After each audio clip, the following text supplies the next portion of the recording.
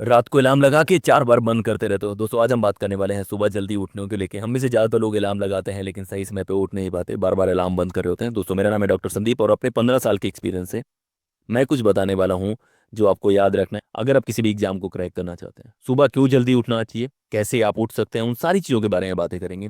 लेकिन उसके पहले आपको एक बात जाननी है कि सुबह उठना क्यों है, ये जल्दी उठने के फायदे क्यों हैं। हम सब पढ़ाई करते हैं लेकिन कुछ बच्चे होते हैं जो 8 घंटे में बहुत अच्छा परफॉर्म करते हैं, कुछ लोग 15 घंटे पढ़ते हैं उतना अच्छा परफॉर्म नहीं करते।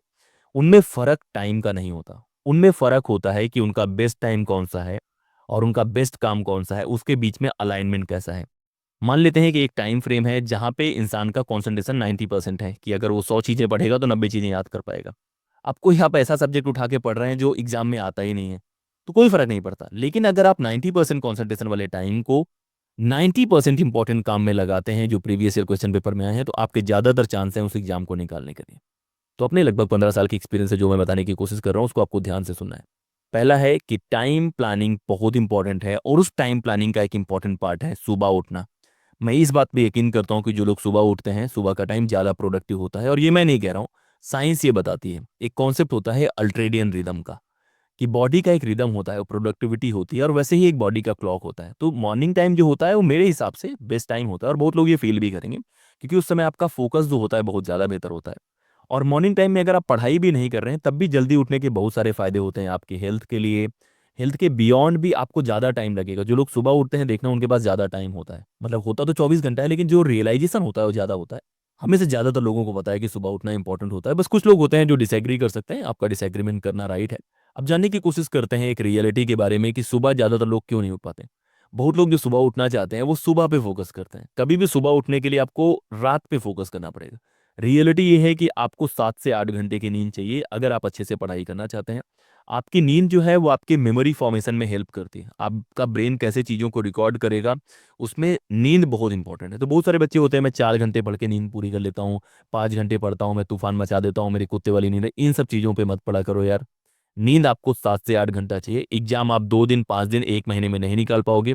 1 साल 2 साल 3 साल लग सकता है। अगर आप नींद के साथ खिलवाड़ करोगे, हेल्थ भी खराब होगी, पढ़ाई भी खराब होगी। और ओवरऑल कैलकुलेट करके देखना, अगर आप डेली 5 घंटे सोते हो तो महीना 2 महीना आपका केवल बीमारी में जा सकता है। तो 6 से 7, 7 से 8 घंटा सोने की कोशिश करो। नींद इंपॉर्टेंट है, लेने की कोशिश करो। उसके बाद हम प्लान करते हैं कि कैसे जल्दी उठ सकते हैं। मैंने पहले ही बताया कि सुबह उठने के लिए सबसे पहले से दिमाग में रखना है कि हम रात में क्या कर रहे हैं। ज़्यादातर बच्चे क्या करते हैं, अलार्म लगाते हैं, उठ जाते हैं। देखो गोल ये है कि आप सिर्फ फिजिकली ना उठें, कि आप फिजिकली तो उठ गए, अलार्म लगा दिया है, घर में मोटिवेशन है, पेरेंट्स ने बोल दिया है, गर्लफ्रेंड ने बोल दिया है, लेकिन आप मेंटली उठे नहीं हैं। तो आप फिजिकली भी उठ पाएँ, मेंटली भी उठ पाएँ, उसके लिए प्लानिंग ज़रूरी है। आप रैंडम करोगे, फिजिकली प्रेज़ेंट रहोगे, जो भी पढ़ोगे दिमाग में जाएगा ही नहीं। तो आपको दोनों तरह से उठना है, फिजिकली भी मेंटली। उसके लिए आपको क्या करना है, रात का प्लानिंग करना है। अगर आप 2 बजे, ढाई बजे सोने की कोशिश कर रहे हो, फिर आप 5 बजे उठ कैसे पाओगे?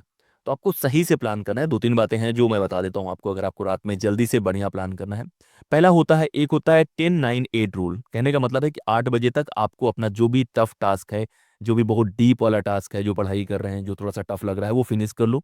9 बजे के आसपास डिनर करने की कोशिश करो। आप सीक्वेंस बदल भी सकते हो कि डिनर के बाद उतना नहीं पढ़ पाएँगे आप खाने के बाद, तो 8 बजे जो भी टफ चीज़ें हैं खत्म करो, साढ़े 8 बजे 9 बजे के आसपास अपना डिनर कर लो, और उसके बाद हल्का-फुल्का वॉक करके रात में सोने से पहले थोड़ा बहुत रीड कर लो, जो भी हॉबी वाली चीज़ें हैं, ये कर सकते हो आप। आपको फ़ोन अवॉइड करना है लास्ट फेजेज़ में, खासतौर पे 10 बजे के अराउंड जो टाइम होता है, क्योंकि जितना आप फ़ोन चलाते हैं उतना आपका बॉडी रिलैक्स नहीं रहता, आपकी आँखें रिलैक्स नहीं रहती, आपको नींद नहीं आएगी। तो सुबह उठने का पहला तरीका है कि आपको रात में जल्दी सोना है, और जल्दी सोने के लिए 2-3 काम हैं। 8 बजे अपना मेन काम खत्म करो, 9 बजे तक खाना-वाना खाने की कोशिश करो, 10 बजे जाके सोने की कोशिश करो, ये काम करना है। अब ये आप बेहतर तरीके से तभी कर पाएँगे जब आप स्लीप प्रिपरेशन करते हैं, उसमें 3-4 फैक्टर्स होते हैं। पहला होता है कि आपका रूम कैसा होगा। आप बहुत ज़्यादा लाइट वाले रूम पे बहुत आसानी से नहीं सो पाएँगे, ब्लू लाइट में नहीं सो पाएँगे, आपको डार्क करना पड़ेगा कमरा, एक बात ये है। दूसरा है शोर के साथ।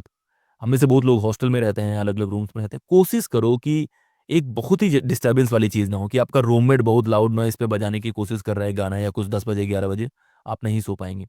तो 2-3 बातें आपको करनी है। पहला तो फ़ोन से थोड़ा-सा दूरी बना लेनी है सोने से पहले।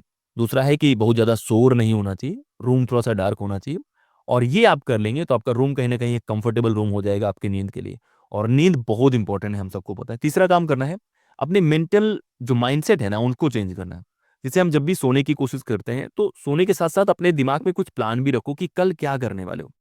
हर दिन आप कुछ करने वाले हो, उसको लेके आपका बॉडी एक्साइटेड रहेगा, आपको अलार्म की ज़रूरत नहीं पड़ेगी। कभी करके देखो, आज रात जाओ, सोने से पहले प्लान बनाओ कि कल सुबह उठ के मैं 4 सब्जेक्ट पढ़ने वाला हूँ या ये सब्जेक्ट पढ़ूँगा। ज़्यादातर चांस हैं कि बिना अलार्म के आप उस वक़्त में उठ जाएँ। मैंने लाइफ़ में कभी अलार्म यूज़ नहीं करा और मैं रेगुलर 6 के आस-पास उठता हूँ। कभी-कभी तो मैं काउंट करता हूँ कि 5:58 पे मेरी नींद खुलती है और वो एकदम रेगुलर है, क्योंकि आपके बॉडी का एक इंटरनल क्लॉक है। तो ये तो बातें हो गई कि रात में क्या करना है, अगर आप सही से प्लान कर रहे हैं तो। रात में 2-3 चीज़ें मैंने बताई कि स्लीप का जो पूरा का पूरा माहौल है वो बनाना है आपको। 8, 9, 10 वाला रूल करना है, इम्पोर्टेंट काम खत्म करना है, डिनर करना है, उसके बाद एक ब्रेक लेने वाला काम करना है। और तीसरा काम मैंने बताया कि आपको ये एंटीसिपेट करना है कि कल आप क्या करने वाले हैं, कल कौन-सा प्रोडक्टिव काम करने वाले हैं, ताकि बॉडी एकदम एक्साइटेड रहे और रेडी रहे कि यार ये कुछ करना चाहते हैं। अब आती है दूसरी बात कि सुबह उठने के बाद क्या करेंगे? हम में से बहुत सारे लोग हैं जो सुबह उठ तो जाते हैं लेकिन बेड से 1 घंटे, आधे घंटे में नहीं उठते, फिर दोबारा नींद लेते हैं और ये आदत बहुत ज़्यादा है। तो सुबह उठने में 2-3 बातें आपको करनी है। पहला है कि पहले 60 सेकंड में क्या करें? आप उठते हैं, आपकी नींद खुलती है, आपको लगता है कि कुछ हुआ है। उसके बाद आप कैसे उस 60 सेकंड को कन्वर्ट करेंगे कि आप बहुत आगे निकल पाएँ? पहला है कि 60 सेकंड में आपको बैक नहीं जाना है। आप पहले 60 सेकंड में कोशिश करेंगे, जैसे आप उठते हैं अपना हाथ मुँह धुलने की भी कोशिश कर सकते हैं। 1 मिनट बैठ के ऐसे ब्रेक लेके और ये रियलाइज़ करें कि आज कुछ इम्पोर्टेंट आप करने वाले हैं और 60 सेकंड इम्पोर्टेंट है। उसमें अपने आप को कमज़ोर फ़ील नहीं करना। आपका बॉडी बोलेगा कि नहीं, अभी कंप्लीट रेस्ट नहीं है। आपको 6-7 घंटे सोना है।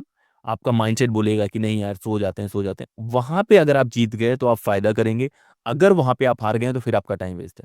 तो पहले 60 सेकंड में एकदम कमज़ोर नहीं पड़ना है, टिके रहना है और मान लेना है कि भाई ऐसे-ऐसे है। बेहतर है कि आप बेड से उठें, जाके मुँह धुल लें, वो भी आप कर सकते हैं। उसके बाद आता है कि पहले 15 मिनट क्या करना है। अब एक बार आप उठ गए हैं, आपने मुँह धुला, ठंडे पानी का यूज़ करने की कोशिश करो। अगर आपको ज़्यादा हैंडसम दिखना है, ज़्यादा ग्लो चाहिए, ठंडा पानी इस्तेमाल कर सकते हैं और उसके बाद आप थोड़ा-सा चलने की कोशिश करें। जब आप उठते हैं, आपका बॉडी तो उतना उठ नहीं पाता है, आपका माइंड में चीज़ें खुल जाती हैं, तो आपको वॉक करना चाहिए। थोड़ा-सा पैदल चलेंगे, थोड़ा-सा आप जैसे होता है ना कि टहल लो थोड़ा-सा, मतलब 200 मीटर, 100 मीटर, तो आपका बॉडी थोड़ा रेस्ट में आता है। और जो लोग हार्ट के बारे में जानते हैं, जो लोग बॉडी के बारे में जानते हैं, सजेस्ट करते हैं उठते ही आपको फ़ोन नहीं उठाना है। तो पहले 60 सेकंड में फ़ोन तो बिल्कुल नहीं उठाना है, फिर 15 मिनट में आपको मुँह धुल के रेडी रहना है, आप फ्रेश हो सकते हैं, आप आराम से बैठ सकते हैं और फिर आप पढ़ने के लिए कोशिश कर सकते हैं। तो पहले 15 मिनट भी यूटिलाइज़ करना है, वॉक में थोड़ा-सा मुँह धुलने में वो कर सकते हैं और फिर आपको 15-20 मिनट बाद पढ़ने बैठ जाना है।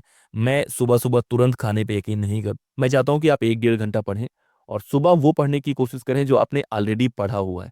तो बेस्ट तरीका है रिवीजन करने का, क्योंकि आप सुबह एकदम टफ टास्क मत दीजिए, आपकी प्रोडक्टिविटी बहुत हाई है, तो आप रिवीजन करने में लगाइए, क्योंकि जो बातें आपने पढ़ी हैं उसको आप बेहतर तरीके से याद कर सकते। तो ये तो स्टेप हो गए कि रात में क्या करना है, सुबह क्या करना है और अगर आप ये सारी चीज़ें करते हैं तो ज़्यादातर चांस है कि आप बहुत अच्छा लाइफ जीने वाले हैं, आपके एग्ज़ाम में बहुत अच्छे नंबर आने वाले हैं। इसके साथ-साथ कुछ काम हैं जो आपको नहीं करने हैं अगर आपको जल्दी उठना है।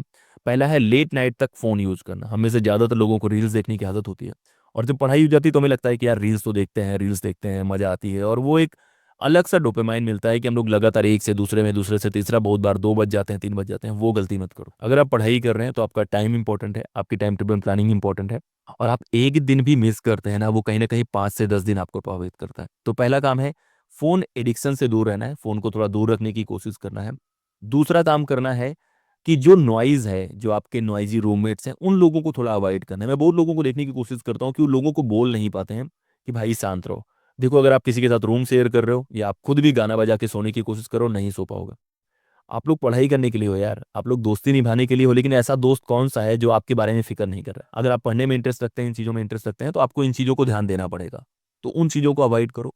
तीसरा है ओवर ईट नहीं करना। मैं बहुत लोगों को देखता हूँ कि डिनर टाइम में वो बहुत ज़्यादा खाने की कोशिश करते हैं। अगर आप बहुत ज़्यादा खाते हैं, तो फिर चांसेस कम हैं आपके बहुत आसानी से उठने के। आप खाएँगे, सोएँगे। तो खाने पे कंट्रोल करो। तो आपको फ़ोन से दूर रहना है, शोर से दूर रहना है और खाने पे कंट्रोल करना है। ये 3 काम आपने कर लिए, तो आपके उठने के चांसेस बहुत अच्छे हैं।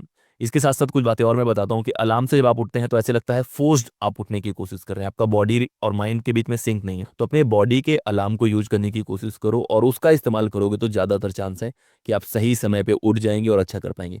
तो दोस्तों, इसी तरह की वीडियोज़ हम लोग लाते रहेंगे जहाँ पे मैं आपको बेसिक चीज़ें सिखाता रहूँगा और जो बातें मैंने करी हैं अपने एक्सपीरियंस से करी। मैं अभी भी अलार्म यूज़ नहीं करता हूँ और मेरे दोस्तों को पता है।